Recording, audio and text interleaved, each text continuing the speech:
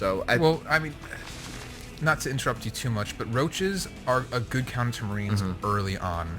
You know, if you have if you know a marine push is coming, you know, like a couple of roaches will usually hold it back. They absorb damage well, and they do enough damage to kill the marines. But as you go on in the game, you know, just a Terran that's really just focusing on making marines. I mean, once stim and upgrades kick in, you know, nothing. There's so few things that can stand in its way, and roaches aren't going to stand in its way very well. That's the thing with marines, is that they are so upgradable. There's a humongous difference between an early game marine and a late game marine. You know, from the addition of stim, extra hit points, and then all the weapons and upgrades they get, plus medevacs. And they're such a different unit. I think maybe they're the unit that has the most difference between unupgraded and upgraded performance. Yeah, I agree with you right there. It's like having hydraulics put into your hips to make you like have super hips, super thrust, right? It's like having completely cyborg sexual organs. Yeah. We did see Vikings come in to do some harass on the Overlords. Zerg player was Overlord capped for a moment there, but Zerg player has tech to Hydras, so we are going for the standard fast expand Roach Hydra army. Yeah. And so now Sforchsum is going to see exactly what's happening as this changeling joins the group of many. One of us is not who we see. I wonder what happens like if the normal marines talk to the like changeling marine, like how he responds. Like, and there's one marine that says like something smells like shit. Yeah. And that's the cue of like someone here is not what they say they are. I wonder if changelings are engineered by the Zerg to like be able to speak a little bit. Yeah, I don't know. So like if like let's say you say like one guy's like, "Hey Bob, what's up?" and he's like, "I got a gun." If they, you know what I mean? They sound like us. Yeah, they sound kind of like us. They're like, kill Zerg, kill. You know? All I can say is, "I'm Guns Akimbo." Yeah, I don't know. One other thing I'm noticing too is saturation. Actually, saturations are right. A couple more drones just came out. So whatever, I'll take my point back. On a map this big though, also the Zerg metagame is going in a direction where expanding creep is just an essential. If you're not expanding creep, you're probably not going to win because your mobility sucks, especially with an army of roaches and hydras hydras are notoriously slow. Yeah. You need every speed bonus you can get. And we've been joking around a little bit too much, I think. But anyway, here comes the humongous, humongous push of the Terran infantry forces. The big balls. And a big, humongous Thor guy who shoots things. But I mean, anyway, just to recap, basically we're at a point where Zerg is really ahead in terms of supply count, and they're really ahead economically, almost twice the income, right? But I feel like Terran's composition is in his favor. Zerg hasn't been spreading creep, like you were just saying, up towards the middle of the map like he should be, and trying to connect his multiple bases. Oh, and what's happening here?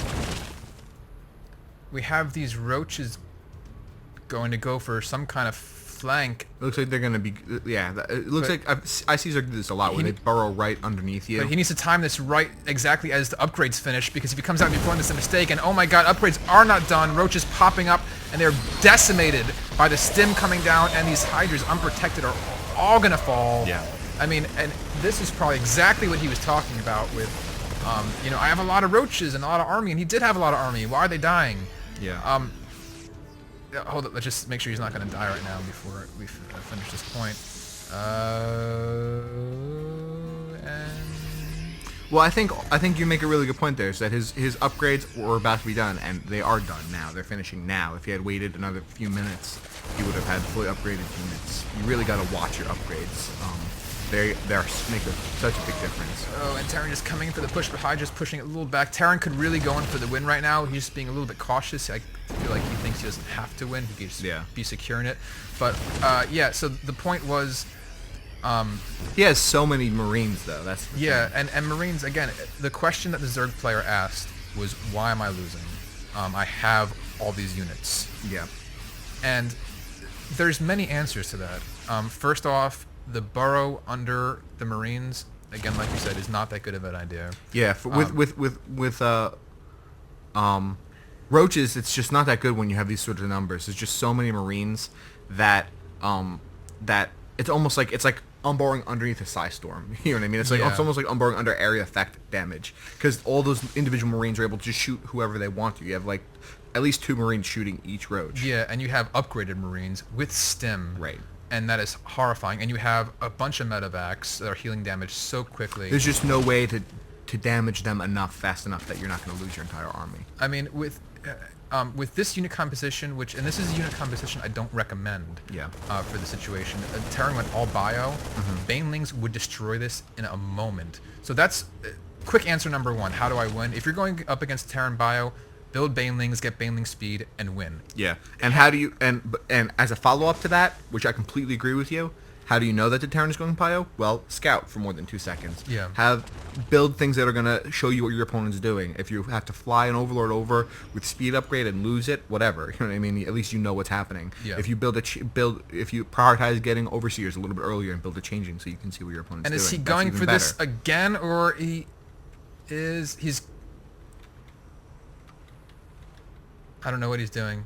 Yeah, it looks like he's about to do the same thing again, pretty much. Well, he's not going under it this time. It looks like he might be going for a flank of pulling up on this side and maybe more roaches coming down. But more Marines coming in. So many. Holy crap. I don't even know how many that is. That's 3 groups.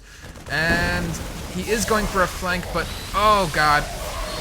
Bad idea. Yeah, These are all going to fall so quickly. And the reason for this is... Hydras are a weak unit. They're strong in fighting, but they die very quickly. Roaches, the way you use roaches and hydras is you have roaches up front, hydras in back. Roaches absorb the damage and die. Hydras give the damage and live. But against this many Marines, I feel like you just have both roaches and hydras dying because, really, regardless of positioning. Because the thing about Marines is that they're so small, and you can fit so many. And they have such a long range, you can fit so many that can fire at the same time that you don't get that problem of having to form out and spread an arc like you do with roaches. All the Marines can be bunched up and all still be shooting at the same time. It doesn't matter. So you lose almost no time getting into position. And they just do so much damage, especially once with Stim Pack and once upgraded, that I feel like really the key here is just don't fight them with roaches and hydras, because you can have a huge supply lead and still lose your entire army. I feel like the key is build something that kills the Marines. Yeah, and which that's is Banelings off the bat. Yeah. And also, and look at this. I mean, Svartstam, his APM through the roof. He's working so hard right now. And the Terran, doing no work at all. All he's doing is, I'm going to build Marines and send them in. Yeah. I mean, now he's spiking a little bit. But, I mean, we had like 200 APM just trying to get his macro and all these units made. But, again, it could be solved so easily by building the right unit. Banelings come in, and with all these medevacs here, no matter what you do... Here come the siege tanks, which is to seal the deal. The final cyber thrust of Napoleon. Ooh. This many medevacs, no matter how much damage you do, it's just going to heal up, so the Marines become reusable units.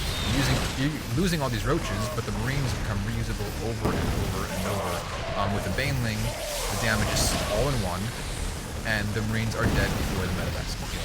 Yeah, I think siege tanks are the embodiment of piston dicks. Piston, cyber piston. Yeah, cyber piston dicks. That's nice. Wait, should I say thank you for that? I wish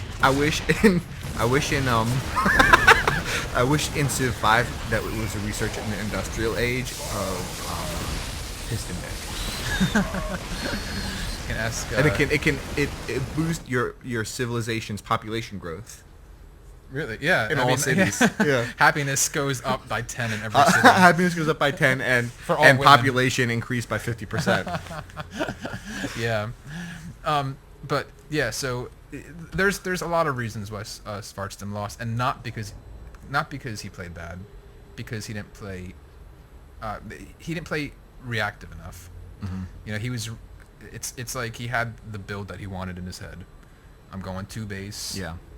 Roach Hydra, which we talked about last podcast of, that's getting pretty standard and a little bit boring. And because that's becoming so standard, the Terran standard is just build lots of Marines. It's easy, and it will beat that thing. Yeah.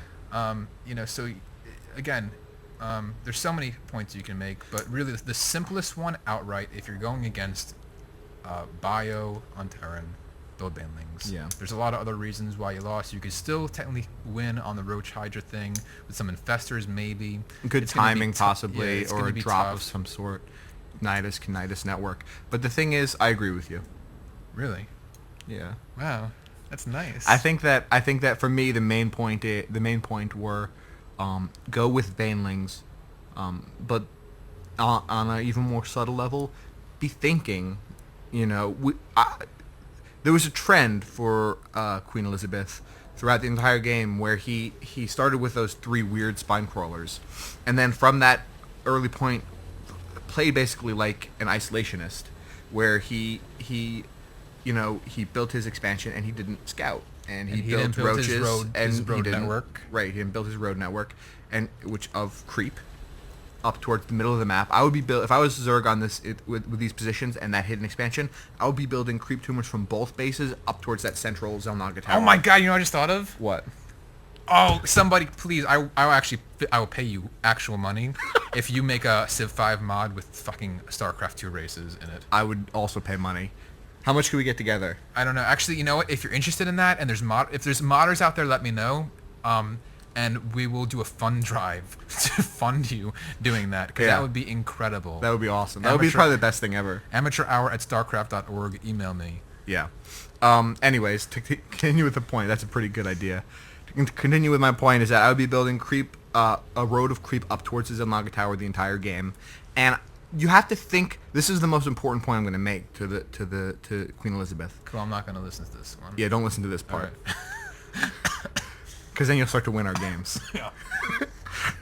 Is I want you to think with the mindset of what is my opponent doing now, and how can I get... I'm not going to say counter them, because I don't like that way of thinking, but how am I going to take advantage of what they're doing? How am I going to outposition them or get ahead of them? So think about... And the only way you can find this out is with information. That's why information is so important in StarCraft. Scout them, see what he's building, see that he's got 3 barracks and 2 of them have reactor cores, and say to yourself, oh, he's building Marines. This is easy. I got this. I'm going to build Banelings. Done. Exactly. You know? Yeah. I think you have a good point. I'm going to think about it at night. Yeah. All right. So once again, just like in real life, Napoleon of France conquers England and colonizes America. And we all speak French. Yes. Gigi. Bonjour. Bye.